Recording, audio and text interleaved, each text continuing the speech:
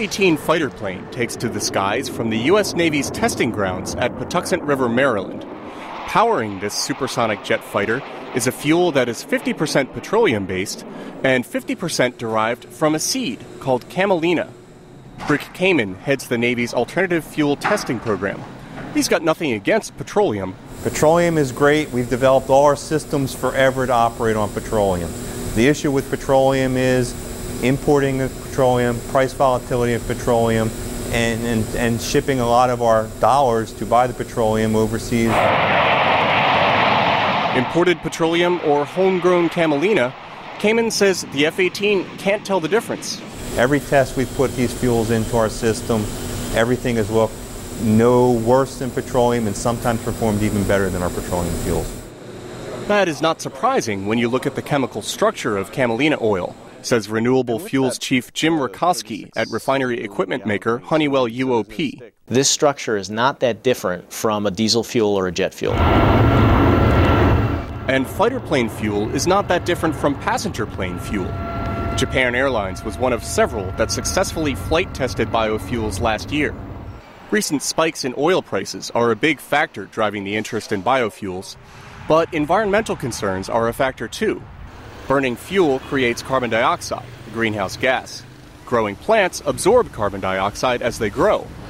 The increasing interest in biofuels creates a business opportunity. We really looked at this as an opportunity for us to number one, extend our business into something that's very important for the environment, and number two, to extend it in an impactful and a meaningful way.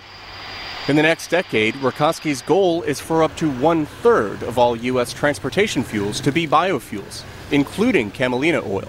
But Jim Bardis at the Rand Corporation is not convinced that growing Camelina to replace crude oil is such a good idea. Producing just 1% of the oil used in the United States would require 10% of all the croplands in the United States. All croplands, not just croplands devoted to seed crops. That's a huge amount of displacement. Displacing all that cropland would affect food production. And if Camelina displaces wheat, for example, that means somewhere else in the world, someone's going to be clearing a forest or grassland so that wheat can grow. Clearing a forest releases large amounts of greenhouse gases that may cancel out the benefits of replacing petroleum. Right now, the question is moot because very few farmers grow Camelina.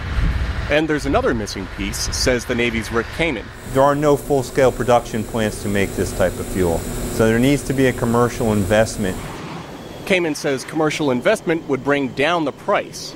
The Navy paid about $15 per liter to test Camelina fuel, compared to about $1 per liter for petroleum fuel. Camelina is just one candidate for the biofuel of the future. Others range from animal fats to algae. Honeywell UOP's Jim Rakowski says we'll need them all. Those can all provide by themselves only a small fraction, but in aggregate they can now start to make, again, an impactful difference. A difference that may help change what powers the Navy's fighters as well as the American economy. Steve Baragona, VOA News, Washington.